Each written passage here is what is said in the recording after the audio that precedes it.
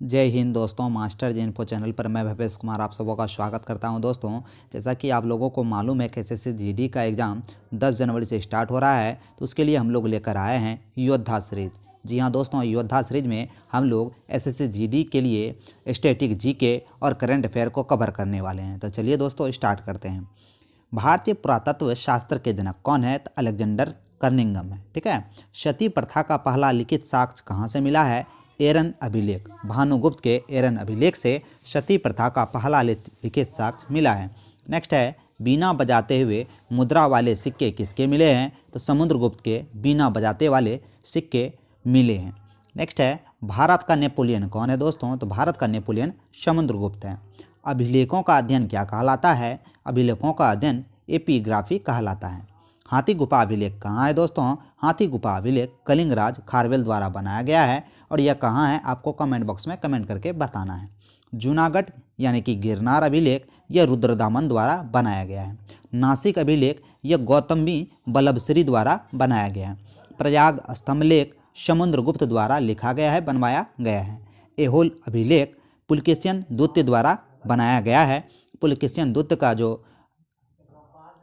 राजकवि था उसके बारे में भी प्रश्न पूछा जाता है दोस्तों। नेक्स्ट है, मंदसौर अभिलेख। मंदसौर अभिलेख को बनवाया मालवा नरेश यशोवर्मन ने।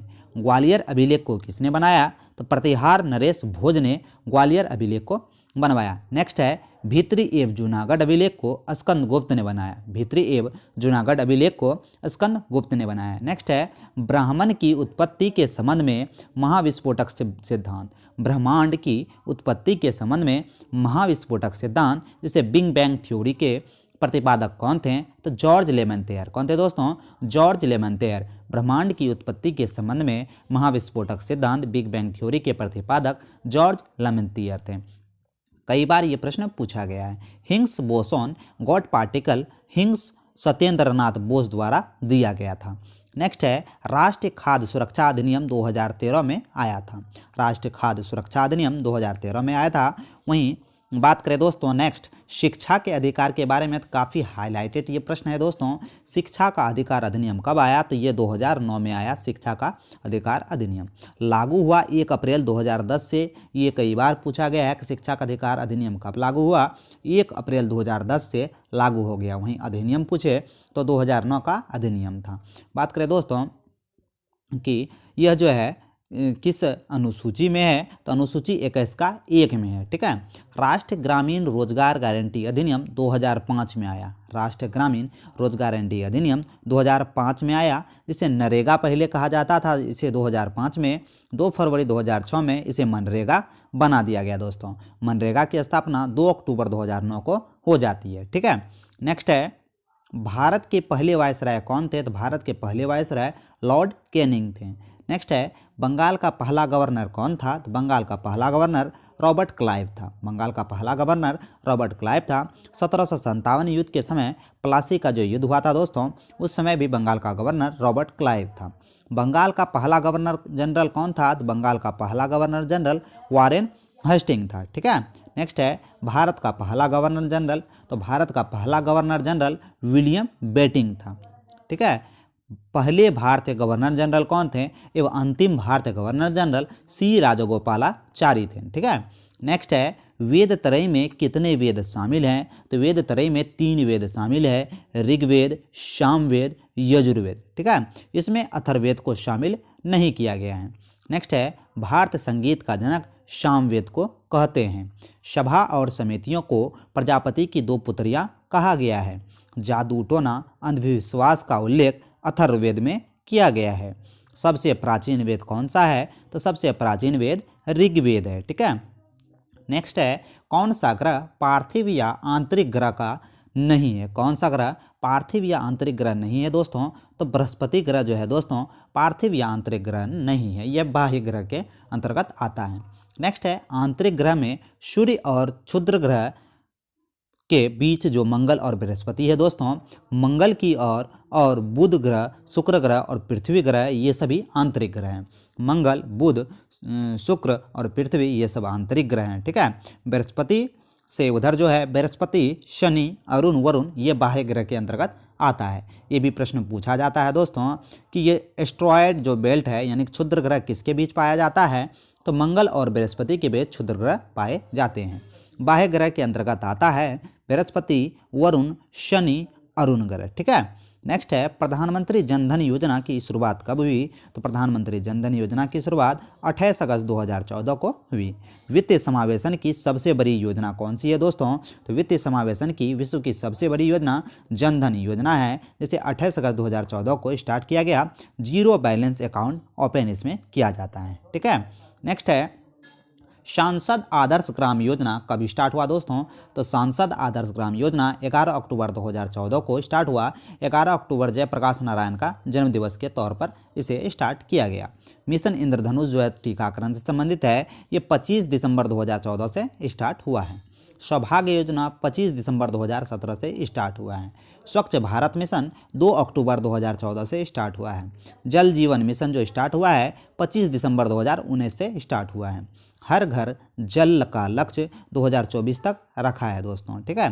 टीबी हारेगा देश जीतेगा का लक्ष्य 2025 तक है। शहरी आवास योजना 31 दिसंबर 2024 तक है। ठीक है। पेट्रोल में 20% एथेनॉल को मिलाने का लक्ष्य 2025 तक रखा गया है। ये भी काफ़ी इंपॉर्टेंट हो जाता है दोस्तों कि पेट्रोल में 20% एथेनॉल का मिलाने का जो लक्ष्य रखा गया है ये 2025 तक रखा गया है, जो कि काफ़ी इंपॉर्टेंट है, कई बार एग्जाम में पूछा भी गया है। नेक्स्ट है कैबिनेट मिशन। कैबिनेट मिशन की स्थापना 1946 में होती है। इसके अध्यक्ष सर पैट्रिक लॉरेंस और क्रिप्स अलेक्जेंडर हैं। इसमें कुल कैबिनेट मिशन में कुल 3 सदस्य होते हैं दोस्तों, ये भी हमें याद रखना है। संविधान सभा 1928 ईस्वी में नेहरू रिपोर्ट पेश की। इसमें कहा गया कि संविधान का गठन करेंगे। नेक्स्ट है क्रिप्स मिशन का प्रस्ताव 1942 में आया था। बात करें कैबिनेट मिशन की, तो कैबिनेट मिशन 10 लाख की जनसंख्या पर 1 सीट का निर्णय करवाया था। ठीक है। नेक्स्ट चलते हैं। टोटल 389 सीट था दोस्तों, जिसमें 389 सीट में संविधान सभा में 93 देशी रियासतों के प्रतिनिधित्व को मनोनीत करता था। नेक्स्ट है जबलून परिषद में 4 आश्रमों का उल्लेख है। ठीक है। जिसमें सत्यमेव जयते मुंडलकोपनिषद से लिया गया है। शिक्षा, कल्प, नुरक्त, व्याकरण, छंद, ज्योतिष, ये जो 6 वेदांग हैं, वेदांगों की संख्या 6 है, वहीं वेदों की संख्या 4 है। ऋग्वेद का ब्राह्मण ग्रंथ ऐतरेय है। ऋग्वेद का ब्राह्मण ग्रंथ ऐतरेय है। अथर्ववेद का ब्राह्मण ग्रंथ गोपद है। ठीक है। नेक्स्ट है अष्टाध्यायी संस्कृति भाषा का व्याकरण की प्रथम पुस्तक पाणिनि द्वारा लिखा गया है। अष्टाध्यायी संस्कृति भाषा का व्याकरण की प्रथम पुस्तक पाणिनि द्वारा लिखा गया है। नेक्स्ट है सूर्य के सबसे नज़दीक का ग्रह कौन सा है दोस्तों, तो सूर्य से सबसे नज़दीक का ग्रह कौन सा है, तो बुध है। और इसका जो उपग्रह है, इसका बुध और शुक्र का कोई उपग्रह नहीं है। ठीक है दोस्तों, बुध और शुक्र का कोई उपग्रह नहीं है। सांझ का तारा और भोर का तारा शुक्र को कहते हैं। ठीक है। सबसे गर्म ग्रह शुक्र ग्रह है। मंगल के 2 उपग्रह हैं दोस्तों, फेबोस, डिबोस, ये कई बार पूछा गया है।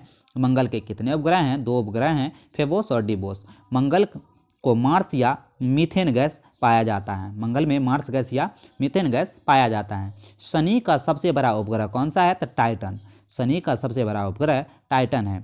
सबसे बड़ा ग्रह कौन सा है, तो बृहस्पति। सबसे बड़ा ग्रह बृहस्पति है। नेक्स्ट है सूर्य के बाद पृथ्वी का सबसे निकटतम तारा प्रैक्सिमा सेंचुरी है, जो काफ़ी बार एग्जाम में पूछा गया है दोस्तों। सूर्य के बाद पृथ्वी के सबसे निकट का तारा प्रैक्सिमा सेंचुरी है। नेक्स्ट है बैंक ऑफ बंगाल और bank of Kolkata, bank of Bombay और बैंक ऑफ बॉम्बे को मिलाकर जो बनाया गया है, बैंक ऑफ मद्रास को मिलाकर क्या बनाया गया है दोस्तों, इंपीरियल बैंक ऑफ इंडिया। तो यहाँ मद्रास ही होगा दोस्तों, यहाँ बॉम्बे लिखा गया है। ठीक है। Bank of Madras, bank of Bombay, bank of Bengal या कोलकाता को मिलाकर इंपीरियल बैंक ऑफ इंडिया की स्थापना 1921 में होती है।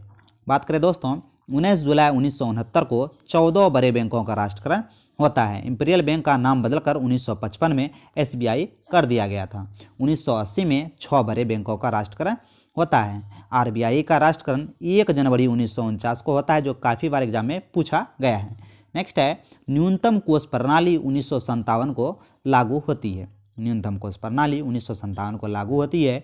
200 करोड़, जिसमें 115 करोड़ गोल्ड और 0.85 करोड़ टोटल विदेशी मुद्रा इसमें शामिल थी। ठीक है। नेक्स्ट क्वेश्चन की बात करें दोस्तों, बैंक ऑफ बड़ौदा में किसका किसका विलय हो गया है, तो काफ़ी इंपॉर्टेंट ये हो जाता है करंट की दृष्टि से दोस्तों। बैंक ऑफ बड़ौदा में विजया बैंक और देना बैंक का विलय हो गया है। नेक्स्ट है पंजाब नेशनल बैंक में ओरिएंटल बैंक और यूनाइटेड बैंक का विलय हो गया है। पंजाब नेशनल बैंक में ओरिएंटल बैंक और यूनाइटेड बैंक का विलय हो गया है। नेक्स्ट है भारतीय संविधान की किस अनुसूची में राज्यसभा में प्रतिनिधित्व का विवरण किया गया है दोस्तों, तो चौथी अनुसूची में। नेक्स्ट है मूल संविधान में अनुसूचियां कितनी हैं, तो मूल संविधान में 8 अनुसूचियां थी। वर्तमान में 12 अनुसूचियां हैं। वर्तमान संविधान में 12 अनुसूचियां हैं, ये भी हमें याद रखना है। पहली अनुसूची में 28 राज्य और केंद्र शासित प्रदेशों के बारे में वर्णन है, ठीक है। नेक्स्ट है दूसरी अनुसूची में क्या है दोस्तों, तो दूसरी अनुसूची में वेतन, प्रमुख अधिकारियों के वेतन और भत्ते हैं। तीसरी अनुसूची में प्रमुख अधिकारियों के शपथ के बारे में है। चौथी अनुसूची में राज्यसभा सीटों का बंटवारा है। पांचवी अनुसूची में अनुसूचित क्षेत्रों का प्रशासन है। छठी अनुसूची में कुछ राज्य जैसे असम, त्रिपुरा, मेघालय और मिजोरम के प्रशासन के बारे में वर्णन है। सातवीं अनुसूची में सातवीं जो है सूची का उल्लेख नहीं किया गया है। नेक्स्ट है आठवीं अनुसूची में भाषा है। वर्तमान में 24 भाषाओं का उल्लेख आठवीं अनुसूची में किया गया है। नेक्स्ट है नवीं अनुसूची में भूमि सुधार का वर्णन है दोस्तों, जो काफ़ी बार एग्जाम में पूछा गया है। यह पहला संवैधानिक संशोधन 1951 द्वारा जोड़ा गया था भूमि सुधार के बारे में। 10वीं अनुसूची में दल बदल को रोकना है, जो कि 52वां संवैधानिक संशोधन 1985 द्वारा इसे लागू किया गया था। नेक्स्ट है 11वीं अनुसूची, जिसमें पंचायती राज व्यवस्था के बारे में वर्णन है। 73वां संविधान संशोधन 1992 में ये लागू हुआ और इसमें 29 विषय दिया गया है कार्य करने के लिए। कई बार एग्जाम में पूछा गया दोस्तों कि पंचायती राज व्यवस्था में कितने विषय दिए गए हैं, तो 29 विषय दिए गए हैं। नेक्स्ट है 12वीं अनुसूची। 12वीं अनुसूची में नगर निकाय का उल्लेख है। यह 74वां संवैधानिक संशोधन 1993 द्वारा लाया गया और इसमें 18 विषय दिए गए हैं कार्य करने के लिए। नेक्स्ट है राज्यसभा का उल्लेख अनुच्छेद 80 में किया गया है। राष्ट्रपति द्वारा 12 सदस्यों को मनोनीत करता है राज्यसभा में। कौन से क्षेत्र में, कला, साहित्य, समाज सेवा और विज्ञान के क्षेत्र में। राज्यसभा सदस्य बनने के लिए न्यूनतम आयु 30 वर्ष है, ये भी हमें याद रखना है दोस्तों, कई बार एग्जाम में पूछा गया है। नेक्स्ट है राजतरंगिणी, जो कि कल्हण द्वारा लिखित पुस्तक है। इसमें जम्मू कश्मीर का उल्लेख किया गया है। महाभाष्य पुस्तक जो पतंजलि है, इसमें योग दर्शन के बारे में है। इंडिका पुस्तक मेगास्थनीज द्वारा लिखी है। वहीं किताबुल हिंद पुस्तक जो है अलबरूनी द्वारा लिखित है। रहेला जो पुस्तक है दोस्तों, यह इब्न बतूता द्वारा लिखित है। वहीं CUK जो पुस्तक है ह्यूएन द्वारा लिखित पुस्तक है। फीफा वर्ल्ड कप 2022 का आयोजन कतर दोहा में होना है। फीफा वर्ल्ड कप 2022 का आयोजन कतर दोहा में हुआ। फुटबॉल का जो नाम रखा गया है फीफा, ये नेक्स्ट चलते हैं दोस्तों, इसके बारे में देख लेते हैं। किस दिन दक्षिणी गोलार्ध में सबसे बड़ा दिन होता है, तो किस दिन दक्षिणी गोलार्ध में सबसे बड़ा दिन होगा दोस्तों, तो 22 दिसंबर को दक्षिणी गोलार्ध में सबसे बड़ा दिन होगा। उत्तरी गोलार्ध में सबसे बड़ा दिन 21 जून को होता है। 21 जून को क्या मनाया जाता है दोस्तों, 21 जून को अंतर्राष्ट्रीय योग दिवस मनाया जाता है। 23 सितंबर और 21 मार्च को दिन और रात बराबर होते हैं विषुव पर, ठीक है। 21 मार्च और 23 सितंबर को दिन और रात बराबर होते हैं। अंतर्राष्ट्रीय योग दिवस 21 जून को मनाया जाता है और उत्तरी गोलार्ध में सबसे बड़ा दिन 21 जून को ही होता है। बात करें दोस्तों अंतर्राष्ट्रीय योग दिवस का 8वां जो संस्करण था, इसकी थीम 2022 में क्या मनाया गया, मानवता के लिए योग। अंतर्राष्ट्रीय योग दिवस 2022 में कौन सा था, तो 8वां स्थापना दिवस 2022 में मनाया गया और इस योग दिवस का थीम था मानवता के लिए योग। ये भी आपको याद रखना है दोस्तों। नेक्स्ट है कि भारत में कहाँ पर करेंसी नोट प्रेस स्थापित किया गया है, तो नासिक महाराष्ट्र में करेंसी नोट प्रेस है। देवास मध्य प्रदेश में करेंसी नोट प्रेस है। शाल्बी वेस्ट बंगाल में करेंसी नोट प्रेस है। मैसूर कर्नाटक में नोट प्रेस है, ठीक है। नेक्स्ट है कि राष्ट्रगान कब अपनाया गया, तो 24 जनवरी 1950 को राष्ट्रगान को अपनाया गया था। 24 जनवरी 1950 को राष्ट्रगीत को, तो 24 जनवरी 1950 को ही राष्ट्रगीत राष्ट्रगान को अपनाया गया। राष्ट्रीय ध्वज को 22 जुलाई 1947 को अपनाया गया। राष्ट्रीय ध्वज को 22 जुलाई 1947 को अपनाया गया। प्रारूप समिति को 28 अगस्त 1947 को अपनाया गया था। प्रस्तावना की बात करें तो 13 दिसंबर 1946 को प्रस्तावना स्वीकार किया गया। 22 जनवरी 1947 को 22 जनवरी 1947 को। नेक्स्ट है भारत ने राष्ट्रमंडल की सदस्यता को समापन कब कर दिया, मतलब कब ले लिया, 1949 में। नेक्स्ट है ऋग्वेद में 10 मंडल हैं और 1028 सूक्त हैं, ये भी कई बार पूछा गया है। ऋग्वेद के तीसरे मंडल में गायत्री मंत्र का उल्लेख है जो सूर्य देवता को समर्पित है। दोस्तों काफ़ी हाईलाइटेड ये प्रश्न है। 10वें मंडल में ऋग्वेद के 10वें मंडल में पुरुष सूक्त के बारे में चर्चा है। ठीक है, सबसे पुराना वेद कौन सा है? तो ऋग्वेद है। गायों का ऋग्वेद में है क्या नाम? तो अधन्या। गायों को ऋग्वेद में अधन्या नाम से पुकारा गया है। अमेजन वर्षावन किस नाम से भी जाना जाता है दोस्तों? तो पृथ्वी का फेफड़ा नाम से अमेजन वर्षावन को जाना जाता है। यह ब्राज़ील में पड़ता है दोस्तों और यह पृथ्वी का 20% से ज़्यादा ऑक्सीजन रिलीज करता है। भूमध्य सागर का प्रकाश स्तंभ किसे कहते हैं? स्ट्रोम्बोली ज्वालामुखी को।